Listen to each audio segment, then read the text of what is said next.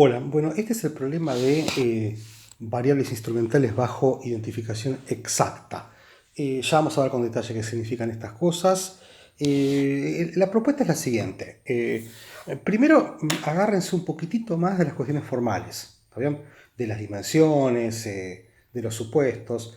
Y más adelante, una vez que eso se haya quedado más o menos quieto, vamos a discutir algunas intuiciones. Esta es la típica situación en donde vamos a ver que las intuiciones a veces es más lo que complican que lo que ayudan. Acá, de vuelta, van a ver que es la matemática la que los va a sacar del lío, ¿no? Entonces, esta es la estructura de variables instrumentales bajo identificación exacta. Bien, vamos a suponer que existe un vector z que tiene k variables instrumentales. ¿Está bien? Todavía no se haga mucho rollo de qué significa esto de instrumento, pero en definitiva, ya lo vamos a aclarar intuitivamente, ¿no?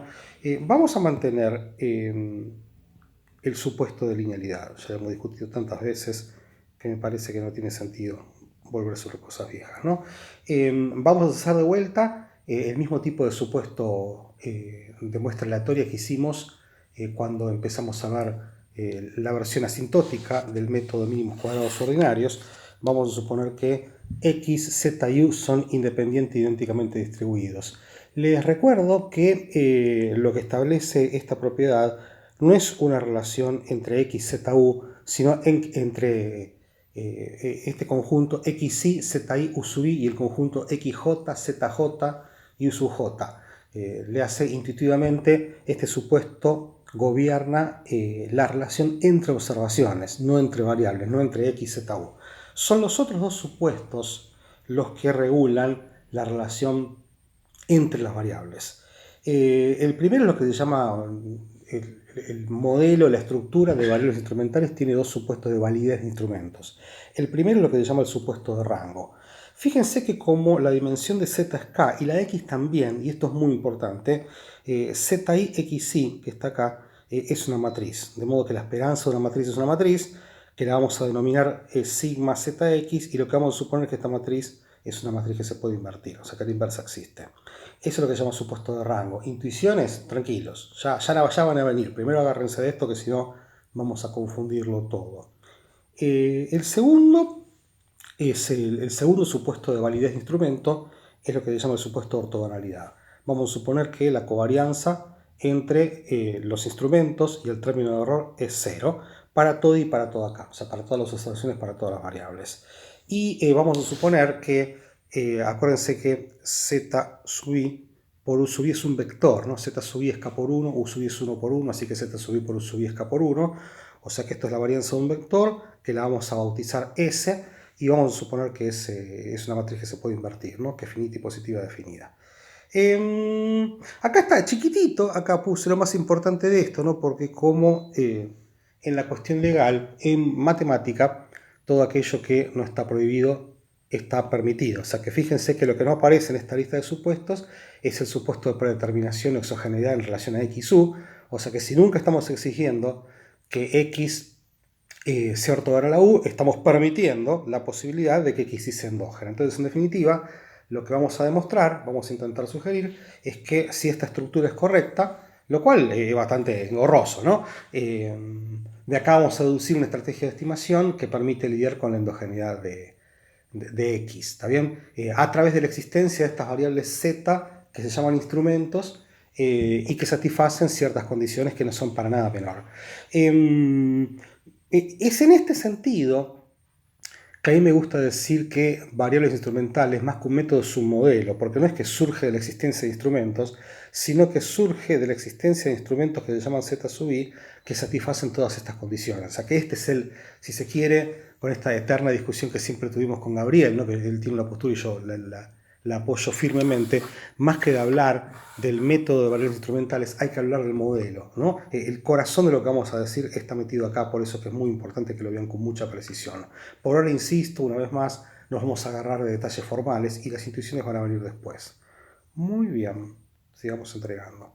Entonces, vamos a deducir un estimador a través de lo que se llama el estimador de variables instrumentales bajo identificación exacta a través del método de momentos. Nuevamente, ciertos detalles algebraicos se los voy a regalar. La condición de momentos que vamos a explotar es lo que es la condición de ortogonalidad, o sea, la condición que dice que la covarianza entre z sub i y sub i es 0.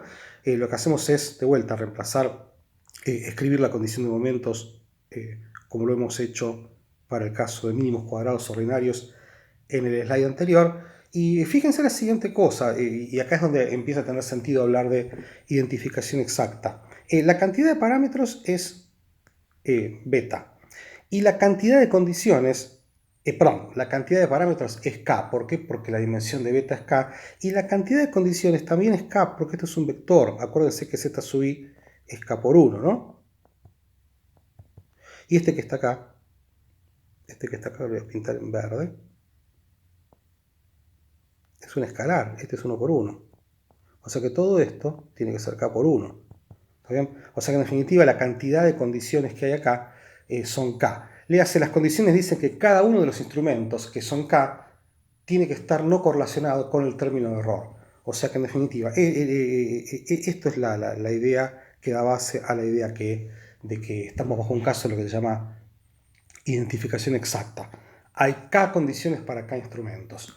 Fíjense entonces que si intentamos ir por el método de momentos, lo que tenemos que hacer es imponerle a los datos el análogo muestral.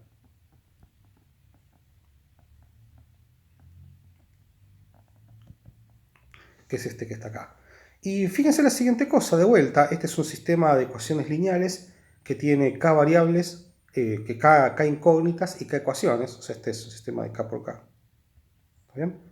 Y lo que los voy a invitar es a, como hicimos con el método de mínimos cuadrados ordinarios, a resolver cuánto vale el estimador de variables instrumentales como la única solución a el análogo muestral. Así que eso se los dejo como ejercicio. ¿Está bien? Un ejercicio bastante estúpido, de hecho ya lo hicimos con mínimos cuadrados ordinarios. Entonces, despejando, obtenemos esto que está acá, que insisto que les pido por favor que verifiquen detalles algebraicos. Esto que está acá es utilizando nuestra notación que inventamos para hablar de análisis sintótico, y esto es en términos de matrices para los fanáticos de las matrices, que obviamente no me incluyen. Bueno, se los presento. Este que está acá es el mítico estimador de variables instrumentales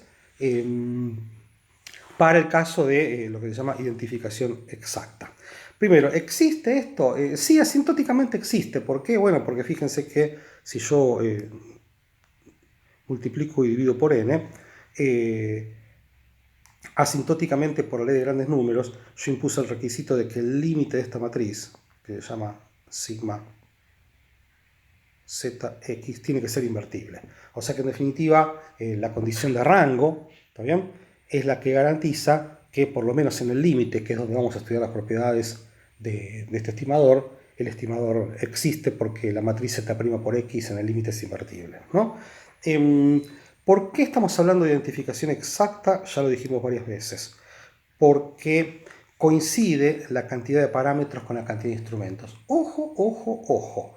Como la estructura del modelo es lineal, la cantidad de parámetros coincide con la cantidad de variables. ¿Está bien? Entonces, uno está tentado a decir, estamos hablando de identificación exacta porque la cantidad de variables coincide con la cantidad de instrumentos. Pero lo correcto es que lo que coincide con la cantidad de instrumentos es la cantidad de parámetros. ¿Está bien?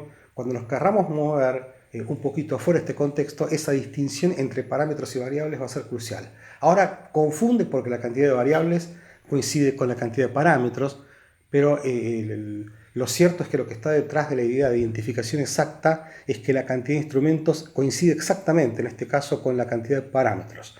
Ojo con eso, el que avisa no traiciona. Fíjense la siguiente cosa.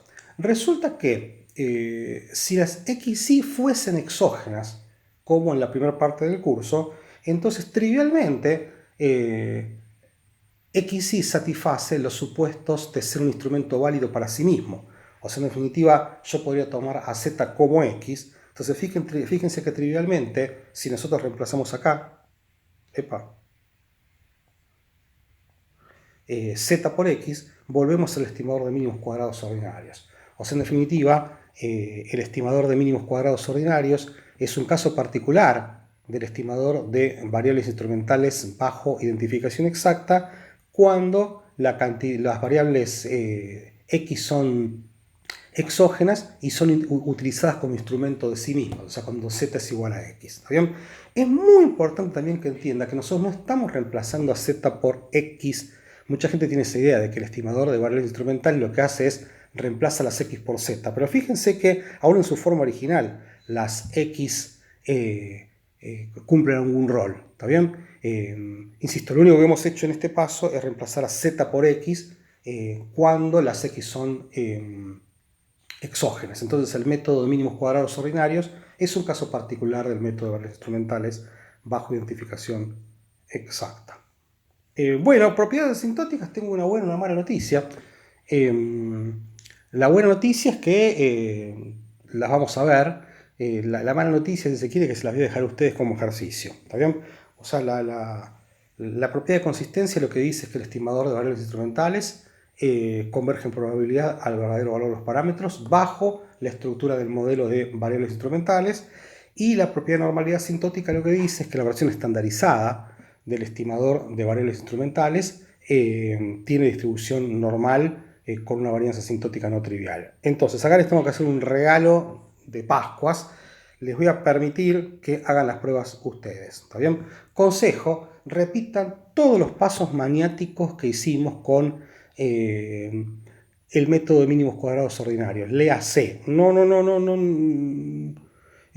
bolicheen la prueba. Necesito ver las pruebas elemento por elemento. Necesito ver que cada vez que utilizan la ley de grandes números o el teorema central del límite, justifican los supuestos que permiten usarlo. Necesito ver el uso del artilugio de Grammar-Wald.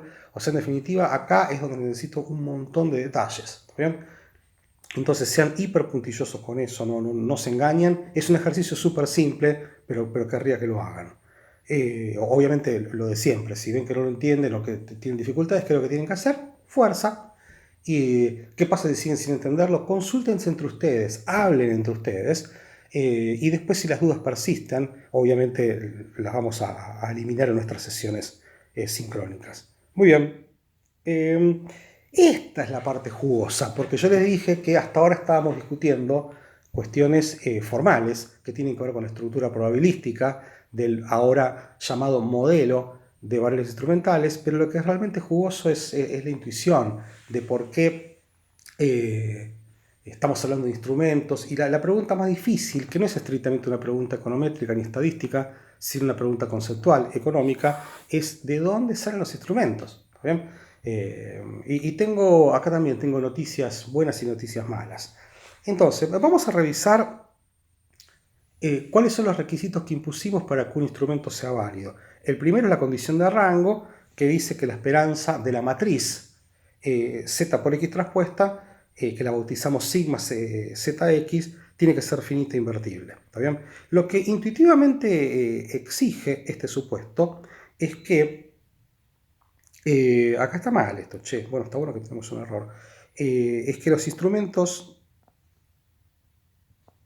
sí tienen que estar correlacionados con las variables a instrumentar. Insisto, si no estuviesen correlacionados, esta matriz intuitivamente sería nula y no sería invertible. ¿Está bien? O sea, en definitiva, el primer requisito lo que dice es que para que un instrumento sea válido, tiene que estar correlacionado con las variables que pretende instrumentar.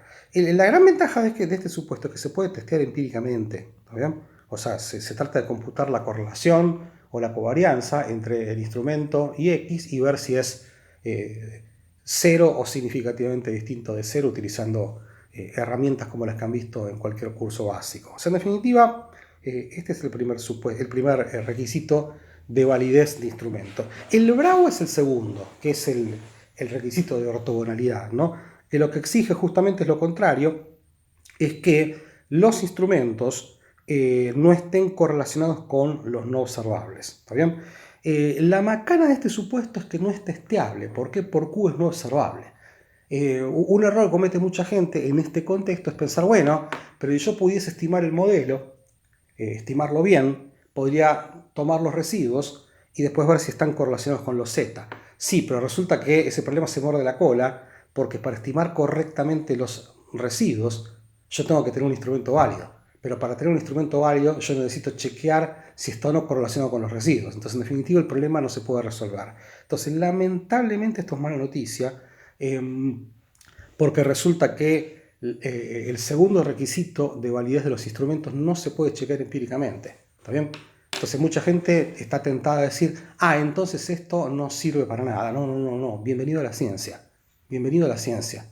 La ciencia está armada de cosas intesteables, ¿está bien? O en todo caso de cosas que uno tiene que conjeturar su validez o su invalidez afuera del sistema. ¿Está bien? Entonces, a mí lo que me gusta mucho del método de valores instrumentales y su explosión a partir de la década del 90, el método desde la década del 40-50, pero explota en la década del 90, es justamente eso, es que ha forzado a los economistas y a los científicos sociales a razonar institucionalmente como auténticos científicos sociales, porque esto que está acá es un problema matemático y este que está acá, la validación de este supuesto no es un problema matemático, o sea, no se puede verificar empíricamente, pero quizás se pueda argumentar, verificar, chequear, utilizando argumentos que son históricos, institucionales, contextuales, etcétera, etcétera.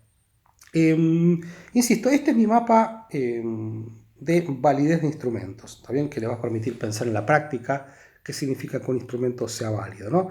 Insisto, acá hay 4 objetos dando vuelta, Y, X, Mu y Z. Fíjense que estas 2 flechas que están acá tienen que ver con la estructura lineal del modelo, ¿está bien? O sea, Y es igual a X beta más U, con lo cual X está impactando en Y. Y fíjense que esto es lo que genera endogeneidad, ¿no?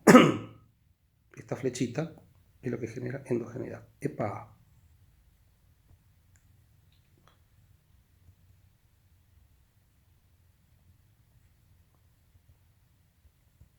O sea, que U tenga la chance de afectar a X es lo que hace que X sea endógena, y esto es en definitiva lo que hace que el estimador de mínimos cuadrados ordinarios sea inconsistente. ¿Está bien? Y fíjense que obviamente U puede impactar directamente sobre Y. ¿Por qué? Porque Y es igual a X beta más U. ¿Está bien? Entonces, en definitiva, esta es la estructura del modelo. Fíjense que el requisito que le hemos puesto a Z para que sea un instrumento válido es que Z tiene que estar correlacionado con X, pero no tiene que estar correlacionado con U. ¿Está bien? Entonces, en definitiva, estas son este y este son los 2 requisitos que le hemos puesto a los instrumentos para que sean válidos. Tiene que estar correlacionado con X, no tiene que estar correlacionado con U. Ahora, fíjense en todo este dibujito y en estas flechas, que es un argumento computacional muy apropiado. Fíjense que entonces, para que un instrumento, una forma resumida de hablar de que un instrumento es válido, es que tiene que afectar a Y solo a través de X. O sea, para que un instrumento sea válido, tiene que poder afectar a Y, pero indirectamente. ¿Está bien? O sea, Z no puede ser parte del modelo, porque si no estaría afectando a Y directamente. ¿Está bien? Entonces, en definitiva, hablar de que el instrumento es válido, en el sentido de que tiene que estar correlacionado con X y no estar correlacionado con U, es lo mismo que decir que Z tiene que poder afectar a Y, pero no directamente, sino solo a través de X. ¿Está bien? Entonces, la búsqueda de instrumentos válidos tiene que ver con razonar en este esquema. ¿Está bien? Una última discusión que es bastante difícil es, bueno, pero ¿de dónde salen los instrumentos válidos, no? Y ya les dije, ya les adelanté, esta es una pregunta que tiene tanto de estadístico como de modelístico, como de filosófico, como de conceptual. En un notable trabajo, el método, ya les dije, de variables instrumentales es tan viejo como la econometría, es de la década del 40, de la década del 50, termina olvidado, escondido dentro del problema de lo que se llama ecuaciones simultáneas, y de repente en la década del 90, principio de la década del 90, fin de la década del 80, es como que revive, ¿no? Un trabajo importantísimo es el trabajo de Angles y Kruger, que es el trabajo de salarios como función de la educación. Fíjense que si yo regreso a salarios en la educación, posiblemente la educación sea endógena. ¿Por qué? Y bueno, porque si alguno de ustedes eligió hacer esta maestría porque piensa que va a mejorar su salario o las chances de, no sé, de ingresar a una universidad, entonces lo que está pasando es que uno está eligiendo la educación mirando posiblemente los salarios o mirando todo el sistema. Entonces la educación se determina dentro del sistema, no puede ser exógena. No es que ustedes salieron sorteados en una ruleta y los que le tocó cierto número hicieron la maestría. Entonces la educación en un sistema social es una variable endógena, ¿no? ¿Qué es lo que hicieron? Entonces hay que buscar un instrumento para la educación. De acuerdo a lo que estuvimos diciendo, un instrumento válido es una variable que está correlacionada con lo que yo quiero instrumentar, que es la educación, y no está correlacionada con los no observables. O lo que es lo mismo, como argumentamos, un instrumento válido es una variable que afecta a los salarios, pero solo a través de la educación. Entonces, en un paper súper inteligente, Angris y Kruger lo que hacen es proponer el mes de nacimiento de la persona como un instrumento de la educación. En el sistema americano existe la obligación de permanecer en el sistema educativo hasta el momento que uno cumple los 18 años, hasta el día en que uno cumple los 18 años. Entonces, para hacerlo más fácil, supongamos que las clases en Estados Unidos empiezan en marzo. No es cierto, empiezan en agosto, pero si empiezan como si fuese el calendario argentino. Entonces, si uno cumple 18 años en mayo, a partir de mayo tiene el derecho, puede ejecutar el derecho de irse al secundario, no está más obligado a hacerlo. Mientras que los que nacieron más adelante en el año, en septiembre, por ejemplo, como yo, están obligados a estar en el secundario hasta septiembre y pueden usar ese derecho solo a partir de septiembre. Entonces, ¿qué es lo que conjeturan ellos? Bueno, como el mes de nacimiento es más o menos aleatorio, entonces debería ser cierto que la gente que nació más adelante en el año debería tener, entre comillas, más educación. Lo que uno dice cuando escucha esto es, pará, déjame joder, ¿a vos te parece que realmente la gente se queda o abandona la educación por el hecho de nacer en un mes o en el otro? Bueno, acá es donde sale el enorme poder de la ciencia social. Porque lo que hicieron, o sea, insisto, yo no conozco a ningún compañero mío del secundario que se haya ido al secundario o ni acá en Estados Unidos por nacer en un mes o en el otro. ¿Qué es lo que hicieron Angris y Kruger? Dijeron, mirá, sí, vos a lo sumo tenés 30 compañeros del secundario. ¿Qué es lo que hicieron ellos? Chequearon la fuente censal. O sea, si vos tenés 20, 30 amigos, Angris tiene 300 millones de amigos. Y lo que hacen es darse cuenta que efectivamente existe una correlación entre el mes de nacimiento y la cantidad de educación. ¿Está bien? Ya les dije, ese es el supuesto de que la matriz sigma ZX es invertible, o sea, esa correlación tiene que ser no nula. Esa es la magia de la ciencia social. Ellos no se dejaron engañar por anécdotas, fueron y chequearon el maldito censo. ¿Está bien? La pregunta, bueno, sí, pero eso me garantiza que el instrumento está correlacionado con la variable que quiere instrumentar. Pero, ¿qué me garantiza que no está correlacionado con el término de error? ¿Está bien? Bueno, eso es inverificable y acá es donde les pido que lean detenidamente el paper de Angris y Kruger, pero no se concentren en los detalles técnicos, concéntrense en cómo ellos validan o no validan los instrumentos. ¿Está bien? Fíjense, esto lo pregunto lo digo en clase, ¿no? Pero cualquiera que cree en el horóscopo descree de la invalidez del mes de nacimiento como instrumento. ¿Por qué? Piénsenlo. Bueno, porque la gente que cree en el horóscopo, que son mucho más de los que sospechan, piensan que el mes de nacimiento lo determina todo. Y si lo determina todo, en particular determina tanto la educación como los salarios. ¿Está bien? Entonces, una gente que te dice yo soy de Aries, te está queriendo decir que tiene algo que lo distingue en toda dimensión, en particular en su salario y en su educación. Entonces, justamente, una persona que cree en el horóscopo cree que el mes de nacimiento está correlacionado con X, ok, pero también está correlacionado con U. ¿Por qué? Porque el mes de nacimiento lo determina todo. Entonces la existencia del horóscopo rompe, entre comillas, la validez del instrumento. Hay argumentos menos tontos. Por ejemplo, uno podría decir, bueno, mira, ciertas profesiones, no sé, mucha gente dice, los maestros primarios pueden tomarse licencias más largas si se embarazan en cierto momento, porque pueden juntar los 2 meses de vacaciones con un mes de licencia, etcétera, etcétera. Entonces, quizás es más proclive que los hijos de las maestras nazcan en cierto mes. ¿Y cómo? Posiblemente ser el hijo de un maestro te predisponga mejor al estudio, tenés más recursos pedagógicos, eso eventualmente hace que vos sea más fácil educarte. Entonces ahí tenés un instrumento válido, entre comillas. Ahí lo que hiciste fue romper la validez del instrumento, porque el hecho de ser hijo de un maestro tiene un impacto sobre tu salario que va independientemente de la educación. No es una historia disparatada lo que estoy contando, hay un trabajo viejísimo de Juan José Cruces que muestra que efectivamente hay una correlación entre los meses en los cuales nacen los hijos de los maestros válidos. En definitiva, ese argumento que no es el del horóscopo rompe la validez de los instrumentos. Posiblemente no lo haya dicho con toda claridad, pero piénsenlo de vuelta. ¿Está bien? Un influyente trabajo de Steve Durloff, lo que se plantea Durloff es si existen realmente instrumentos válidos para el problema del crecimiento. O sea, básicamente el problema que tiene la famosa Growth Regression es que si yo quiero utilizar como Y la tasa de crecimiento de un país y regreso en la estructura democrática del país, los recursos naturales, etcétera, etcétera, todo parece endógeno, todo parece endógeno.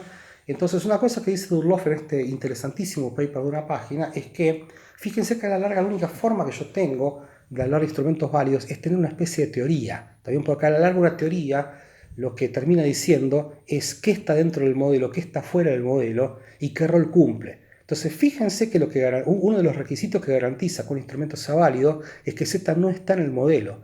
Y una teoría es una metafísica, una conjetura de qué cosas están metidas dentro de un modelo y qué cosas están metidas afuera del modelo. Entonces, lo que dice Durloff es que hasta que no tengamos una teoría fina de qué determina el crecimiento, no va a ser posible juntar instrumentos, ¿está bien? O sea, básicamente, fíjense el enorme rol que tiene la teoría y la experiencia en encontrar, justificar y sostener la validez de los instrumentos. Esta discusión es importantísima y acá no sé si los desilusiono o no, pero a mí lo que me gusta justamente es que el problema de la validez de los instrumentos no es un problema estadístico. Eso no quiere decir que no sea un problema que tenga solución, significa que el problema de la validez de los instrumentos es un problema que tiene mucho de institucional, mucho de conceptual, mucho de teórico. Entonces, en definitiva, esto es econometría al rojo vivo. La justificación de los instrumentos no puede ser, como ya les conté, un problema 100% estadístico. Bueno, es la parte más jugosa de esta clase y es la parte más difícil. ¿Está bien? Implementar el método es una estupidez, es cuestión de mirar un tutorial en YouTube, pero elegir los instrumentos y justificarlos requiere una fineza económica, social muy, muy fina. Bueno, nos vemos en el próximo video.